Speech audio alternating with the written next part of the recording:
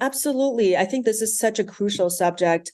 Maybe some people are not familiar with, even though they may have encountered it in their lives and may have been a victim, but they may not know what it was. So, what you were an attorney? How did you even get into narcissism? I mean, it's a deviation of what your profession was. Yeah. Well, it definitely was kind of, I always say, sort of kicking and screaming because I was, practicing law, and then I wanted to go into more entrepreneurial things. And I went into several different entrepreneurial endeavors. And in one of those endeavors, just a few years ago, I ended up in a business partnership with a female who turned out to be a covert narcissist.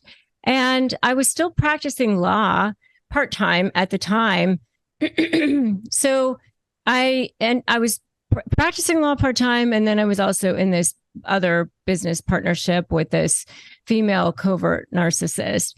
And I didn't know that that's what she was. I just knew that she was making me crazy. It was only after I got out of that partnership that somebody said to me, "Oh, that person was a covert passive aggressive narcissist." And I thought, what is that?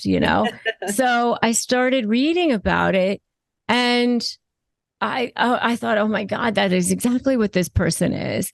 Well, so I started applying what I was learning about narcissism to my cases. And it was like I discovered penicillin. It was like, oh my God, all of these crazy narcissistic people started actually doing the things I wanted them to do in these cases. And so I thought, wow, I'm really onto something here. So, and then right after that, COVID hit.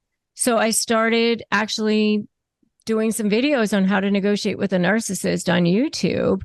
And that's how this whole thing kind of came about.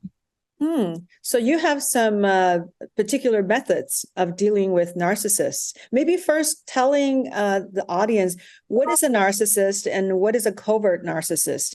Yeah, that's a great question because I sure as heck didn't know. I thought I knew what a narcissist was, but I didn't.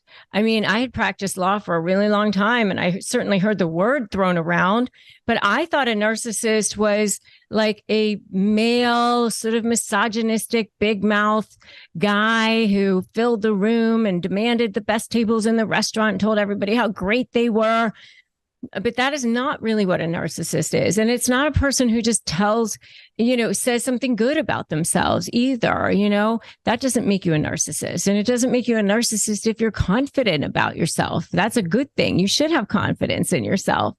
But it's a person who actually is the opposite. It's a person who feels complete shame about themselves. It's a person who feels total pain.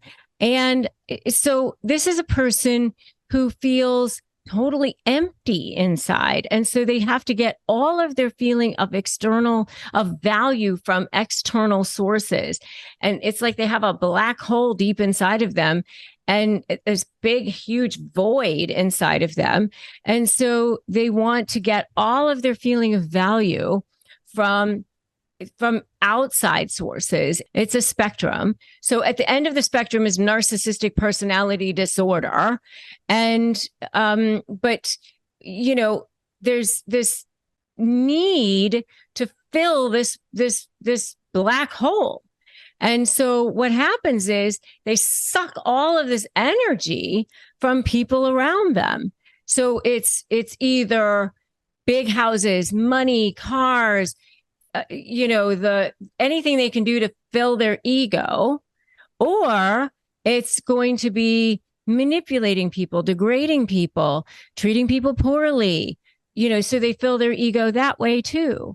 But however they can to fill this black hole inside of them, that's what they try to do. But they can never be filled. So you're left feeling totally and completely empty and sucked dry, and yet they're still